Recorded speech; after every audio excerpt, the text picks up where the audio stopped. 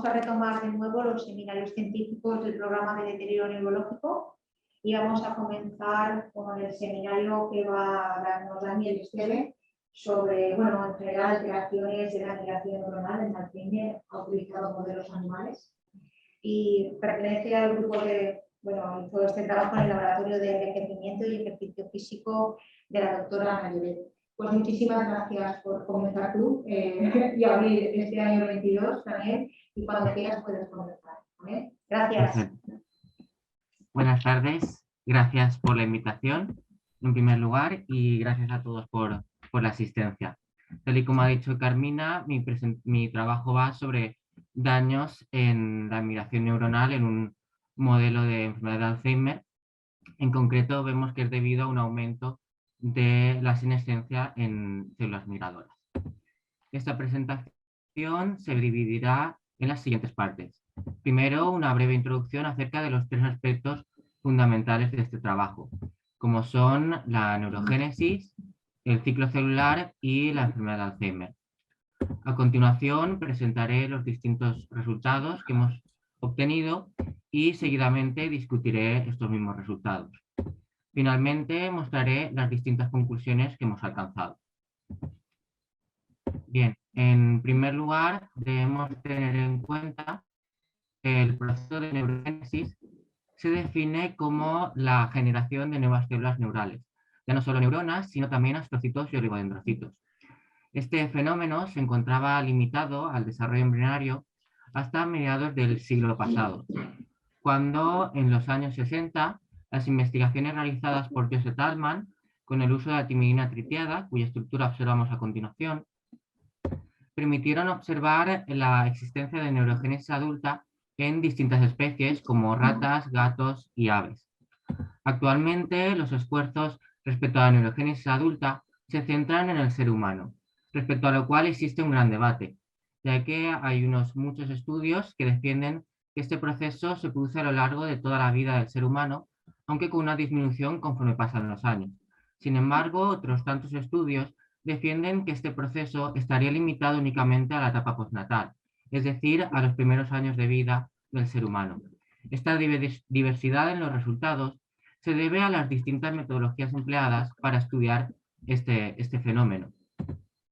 En cualquier caso, la mayoría de estudios coinciden en la existencia de una relación entre complejidad del cerebro y niveles de neurogénesis, de tal manera que en cerebros simples como el de los reptiles o en los pájaros observamos altos niveles de neurogénesis, tal y como se observa en los puntos rojos de estos dibujos. Sin embargo, conforme pasamos a cerebros más complejos, como el de roedores, monos o el del propio ser humano, estos niveles irán disminuyendo. En nuestro caso, esta neurogénesis adulta se encuentra distribuida en distintos nichos. En nuestro caso nos centramos en la zona ventricular subventricular, que se encuentra a lo largo de las paredes de los ventrículos laterales. Este nicho es el que presenta una mayor capacidad neurogénica, ya que es el de mayor extensión.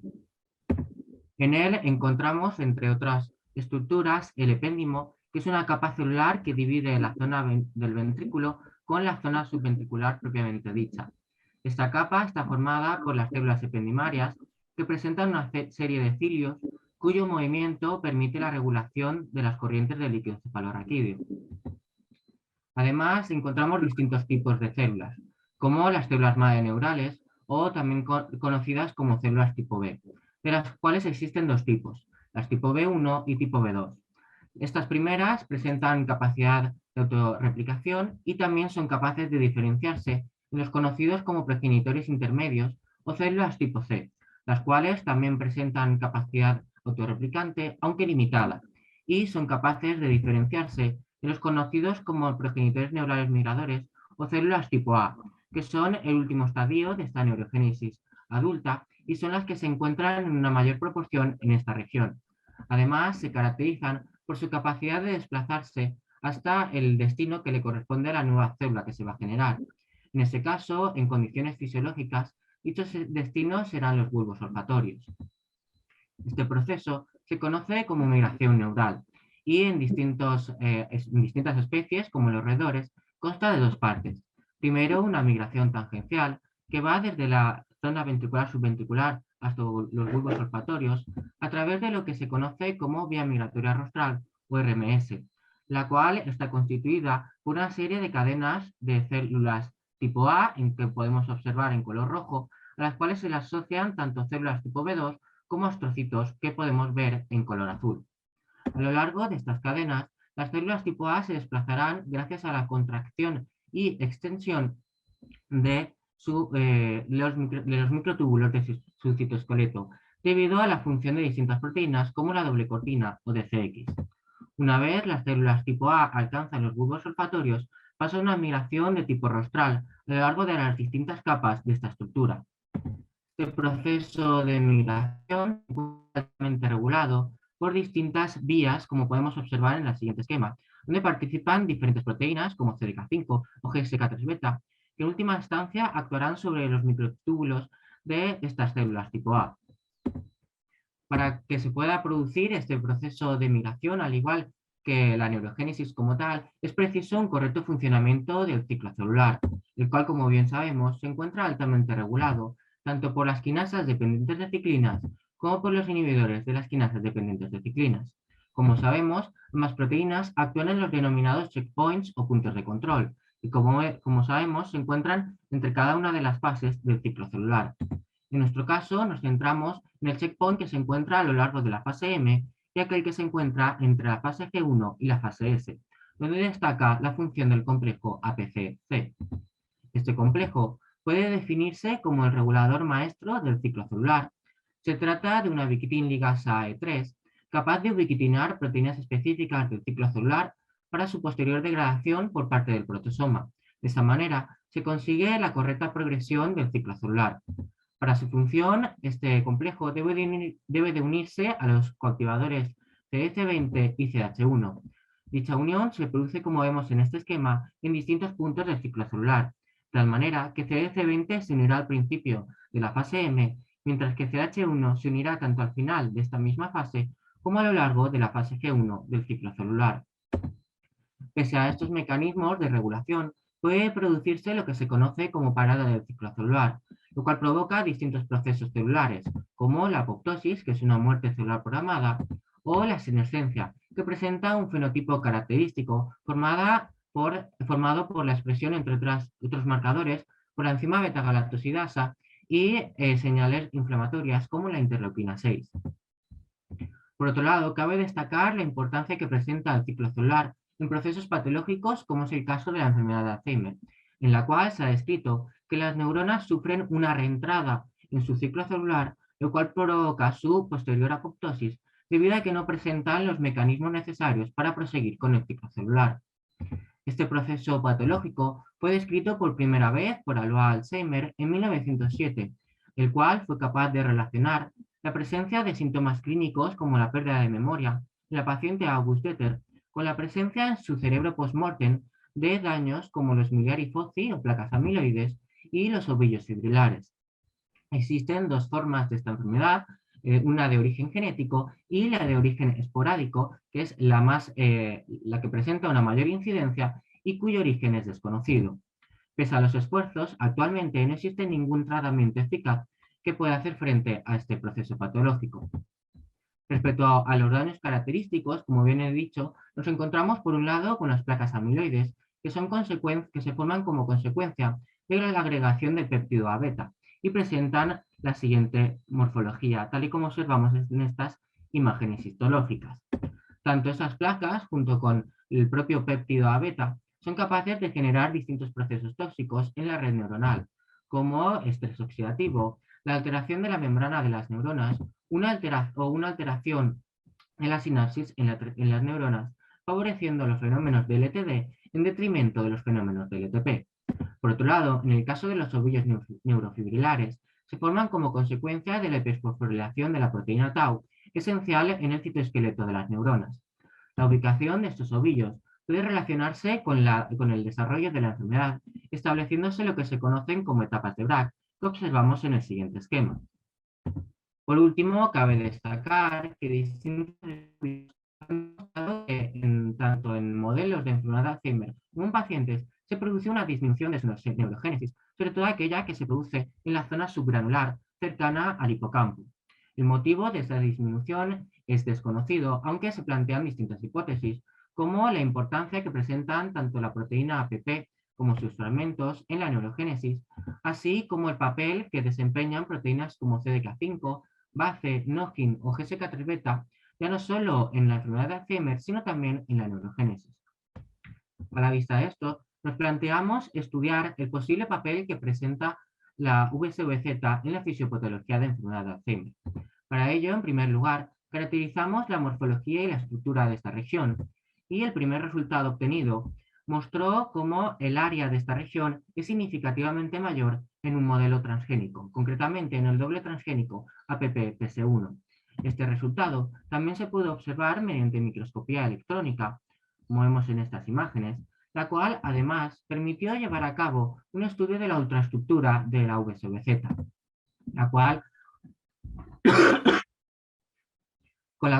lo cual permitió observar que había un mayor número de células en la VSV-Z del modelo transgénico, en concreto un mayor número de células tipo C y células tipo A. Por lo tanto, el aumento en el área observado previamente se corresponde con una acumulación celular.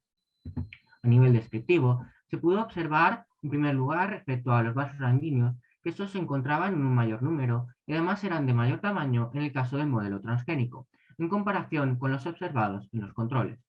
Por otro lado, respecto a las células tipo A encontradas en el modelo, se encontraban desorganizadas y no presentaban los espacios extracelulares necesarios para su correcta migración, como sí que observamos en los controles. A la vista de estos resultados, nos planteamos centrarnos en las células tipo A, las células migradoras. En primer lugar, quisimos corroborar si efectivamente estas células se encontraban acumuladas en nuestro modelo. Para ello, marcamos con las proteínas de glicotina y PSNCAM. Y tal y como se observa en las correspondientes cuantificaciones, los niveles de ambas proteínas se encontraban significativamente aumentados en nuestro modelo transgénico, confirmándose de esta manera que las células tipo A se encuentran acumuladas en el modelo transgénico. A la vista de este resultado, quisimos determinar si la causa de dicha acumulación eran cambios en la capacidad proliferativa. Para ello utilizamos el marcador Ki67, pero tal y como se observa en la correspondiente cuantificación, no se observaron cambios significativos. Por lo tanto, el siguiente paso fue llevar a cabo un estudio en mayor profundidad del proceso de migración neural. Para ello, en primer lugar, nos centramos en el número de astrocitos, que es una de las células imprescindibles en este proceso. El resultado obtenido demostró que había una menor cantidad de este tipo celular en el modelo transgénico, lo cual ya parece indicar un fallo en este proceso. Por lo tanto, el siguiente paso a dar fue estudiar la vía migratoria rostral, que tal y como he mencionado, es aquella que conecta la zona ventricular-subventricular con los bulbos olfatorios y por lo tanto donde se produce la mayor parte de la migración como tal. Para su estudio llevamos a cabo el análisis del número de células tipo A presentes a lo largo de esta vía. El resultado obtenido, tal y como se observa en la correspondiente cuantificación, demostró que estas células se encontraban en menor cantidad a lo largo de esta región, lo cual indica un claro fallo de este proceso de migración neural. Por lo tanto, a la vista de este resultado, quisimos determinar si la causa de dicho fallo eran cambios en el proceso de señalización de migración. Para ello, analizamos una de las proteínas implicadas en este mecanismo, como es el caso de la ernetrina. Sin embargo, en lugar de observar que sus niveles se encontraban disminuidos, observamos que se encontraban significativamente aumentados en el modelo transgénico, lo cual discutiremos más adelante. A la vista de estos resultados, quisimos estudiar el destino de estas células tipo A que se encuentran acumuladas en la zona ventricular-subventricular y disminuidas a lo largo de la RMS, es decir, estudiamos los bulbos olfatorios, en concreto la cantidad de neuronas maduras presentes en esta región. El resultado obtenido, tal como se observa en la correspondiente cuantificación, demostró que había un menor número de neuronas maduras en el modelo transgénico, lo cual indica un fallo completo del proceso de migración neural en nuestro modelo transgénico. A la vista de este resultado, quisimos determinar si estas la capacidad olfativa del modelo. Para ello, determinamos el índice de discriminación olfativa y tal y como se observa en la correspondiente cuantificación, efectivamente se produce una disminución en la capacidad de discriminación olfativa del modelo transgénico. A la vista de estos resultados, se quiso determinar si la causa era un aumento en la producción de radicales libres de oxígeno. Para ello, cuantificamos las cantidades de peróxido de hidrógeno y tal y como se observa en la correspondiente gráfica, efectivamente los niveles de este radical libre de oxígeno se encuentran aumentados en el caso del modelo transgénico, lo cual indica la presencia de un estrés oxidativo en la OSBZ del modelo transgénico. A la vista de este resultado, quisimos determinar si dicho estrés oxidativo podría estar provocando un daño en el ADN de las células presentes. Para ello, utilizamos los marcadores ATM y gamma H2AX. En primer lugar, respecto a ATM, tal y como se observa en la inmunofluorescencia roja, los niveles eran significativamente mayores en el modelo transgénico. Además, gracias a un ensayo de colocalización, se pudo determinar que este aumento en los niveles se correspondía con las células tipo A que encontrábamos que se encuentran acumuladas en esta región. Seguidamente, en el caso de la histona gamma H2AX, se observaron resultados similares. En primer lugar, un aumento de sus niveles a nivel general y que efectivamente este aumento se correspondía con las células tipo A acumuladas. Por lo tanto, se puede concluir que dichas células presentan un daño en su ADN.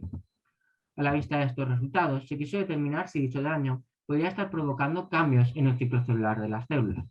Para ello, caracterizamos el ciclo celular y observamos que efectivamente hay cambios. Concretamente, hay un mayor número de células en fase G1 y un menor número de células en fase S en la OSBZ del modelo transgénico, lo cual parece indicar una parada del ciclo celular en la fase G1. Por lo tanto, quisimos llevar a cabo un estudio en mayor profundidad y analizamos los niveles de proteínas implicadas en el complejo APC-CH1. En primer lugar, respecto a los niveles de CH1, se observó que estos eran significativamente mayores en el caso del modelo transgénico, lo cual se correspondía con una disminución en los niveles de sus targets, como la proteína ciclina B1, tal y como se observa en la correspondiente cuantificación, al igual que de una disminución en los niveles de otros de sus targets, como es la proteína CDK5, tal y como se observa a continuación. Asimismo, se pudo observar que los niveles del coactivador de CDK5 P35 también se encuentran disminuidos significativamente. Todos estos resultados permiten deducir que efectivamente se produce una parada del ciclo celular de las células de la USBZ presentes en el modelo transgénico. A la vista de lo cual se quiso estudiar si esto estaba provocando fenómenos de senescencia o apoptosis. En primer lugar, respecto a la senescencia, estudiamos la presencia del marcador P16 y efectivamente observamos cómo este se encontraba significativamente aumentado en el modelo transgénico, al igual que otro de los marcadores de senescencia, la enzima beta-galactosidasa, tal y como se puede apreciar en la correspondiente cuantificación. A continuación, quisimos determinar si dicha senescencia se correspondía con las células tipo A que habíamos encontrado que presentan su ADN dañado y se encuentran acumuladas en el modelo transgénico. Para ello realizamos un ensayo de colocalización, lo cual permitió observar que había un mayor número de células tipo A senescentes en el modelo transgénico. Seguidamente repetimos este mismo proceso, pero en el caso de los resultados, aunque tal y como se puede apreciar no observamos ningún tipo de cambio significativo. Finalmente, realizamos un estudio de la posible presencia de apoptosis en la USBZ. En primer lugar, no observamos cambios significativos a nivel general, al igual que tampoco observamos cambios en el caso de las células tipo A, tal y como se puede apreciar tanto en las imágenes obtenidas como en la correspondiente cuantificación. Sin embargo, en el caso de los astrocitos, tal y como se observa en las imágenes de colocalización y en la correspondiente cuantificación, sí que observamos cambios significativos.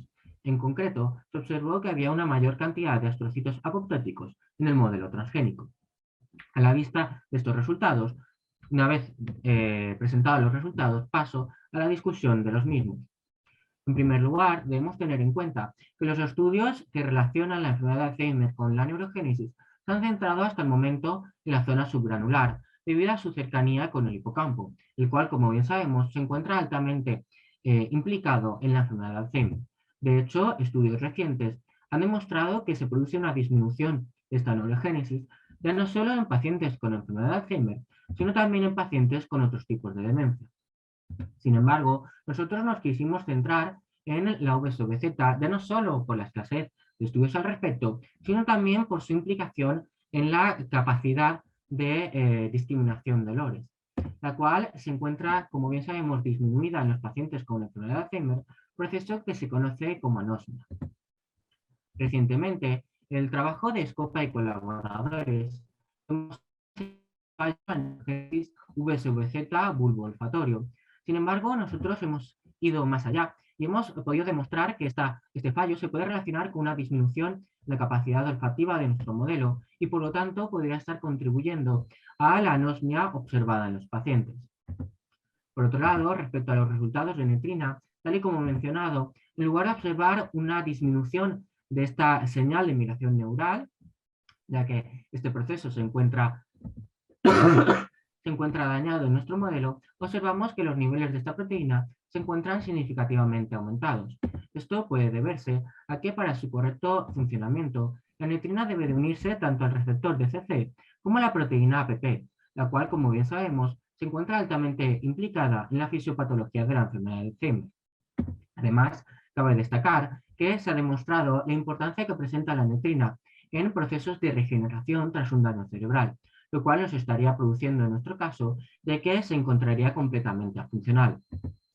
Por otro lado, diversos estudios han demostrado que existe una clara relación entre el daño en el ADN y la parada del ciclo celular a través del complejo APC-CDH1. Estos resultados apoyan nuestros resultados, los que obtuvimos, los que observamos que las células tipo A efectivamente presentan un daño en su ADN, además de una parada en su ciclo celular. De tal manera que el mecanismo que proponemos es que en nuestro modelo transgénico, ante un ambiente adverso, con la presencia ya no solo de péptida beta, sino de la presencia de altos niveles de radicales libres de oxígeno, se produce en las células tipo A un daño en su ADN, lo cual provoca una sobreactivación del complejo APC-CDH1, lo cual desemboca en última instancia en la parada del ciclo celular de estas células. Dicha parada provoca que entren en un proceso de senescencia, lo cual se encuentra reforzado por parte del trabajo de Takahashi y colaboradores, que relacionan el daño en el ADN de las células con la presencia de un fenotipo senescente a través tanto de la activación del complejo APC-CDH1, al igual que una serie de cambios epigenéticos.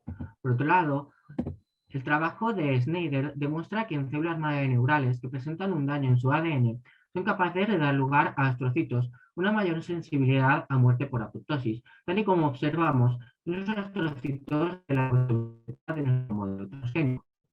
Además, cabe destacar la importancia de dichos astrocitos en el proceso de migración neural, la cual, como bien hemos comentado, se encuentra dañado en el caso de este modelo. Una vez discutidos los resultados, pasaré a las distintas conclusiones que hemos alcanzado. En primer lugar, que en nuestro modelo transgénico se produce una acumulación de las células tipo A y un aumento de las células tipo C en la VSVZ. Por otro lado, hay un menor número de células migradoras a lo largo de la vía migratoria rostral y además se produce un aumento en la señal de migración neural de la proteína netrina 1. Por otro lado, hay menos neuronas maduras en los bulbos olfatorios de este modelo y además presenta una disminución en su capacidad de discriminación olfativa. Por otro lado, también cabe destacar que en la VSVZ de dicho modelo se produce una mayor producción de radicales libres y además las células migradoras encontradas en dicha región presentan un daño en su ADN mediado por las proteínas ATM y gamma H2AX. Por otro lado, también destacar que las células presentes en la región de dicho modelo hay un mayor número de células en fase menor número de células en fase S del ciclo celular y además presenta una alteración en los niveles de proteínas implicadas en el ciclo celular vía el complejo APC-CDH1. Y por último, destacar que las células migradoras presentes en la VSVZ del modelo transgénico se encuentran en un estado senescente, mientras que los astrocitos presentan apoptosis en dicho modelo. Por último, solo me cabe agradecer a todos su atención. Gracias a la colaboración del doctor García Verdugo y la doctora Marta Rodríguez, y por supuesto, gracias a todo el grupo del doctor Viña, y en especial a su grupo de la doctora Ana Lloret. A continuación, me queda a su disposición para cualquier pregunta que tengan.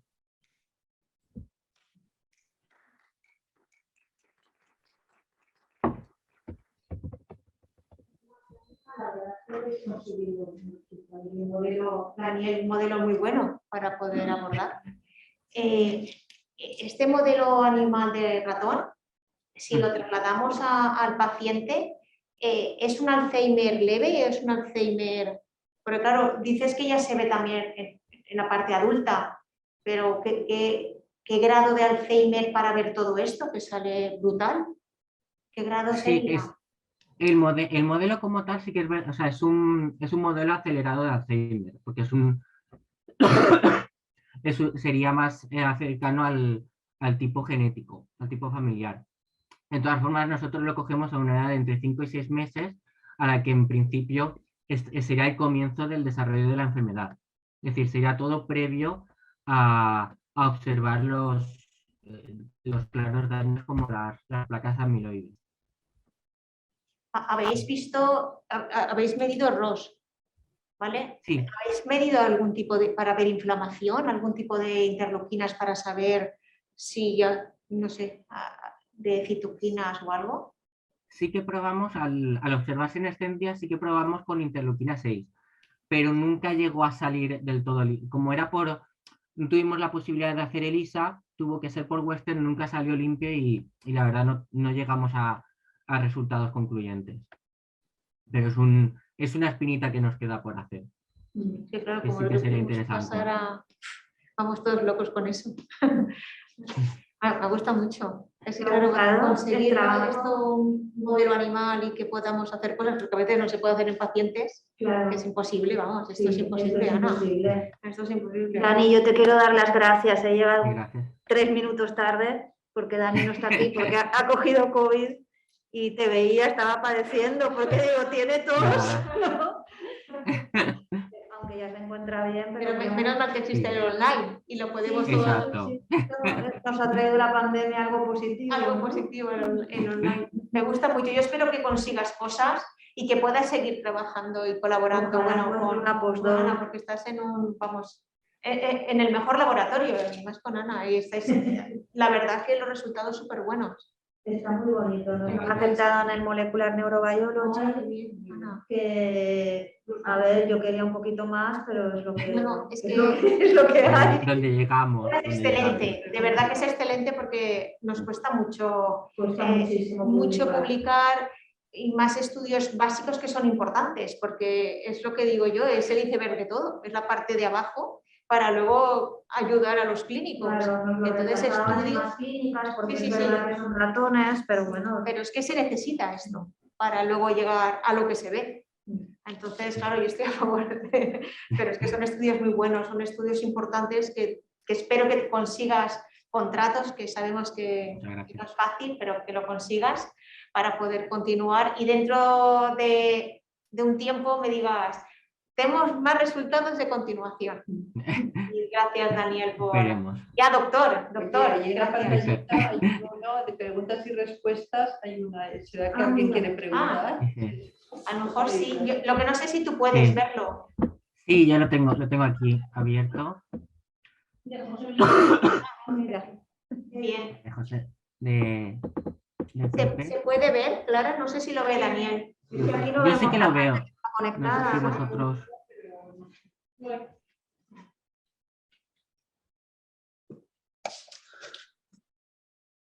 Que conseguir los ratones y que Pues funcione y todo el esto. modelo que usamos es familiar y muy progresivo. Sus síntomas se agravan con la edad. Se agravan con la edad. En cuanto a la inflamación,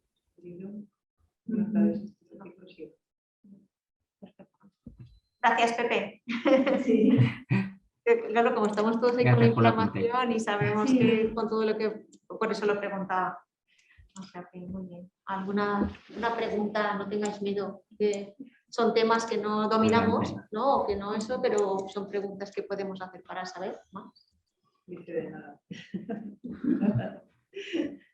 Bueno, pues yo espero que pronto consigas cosas, Daniel, y que vuelvas otra vez al departamento de fisio, al laboratorio de la doctora Ana Lloret, y que vuelvas a hacer, bueno, seguir con los estudios.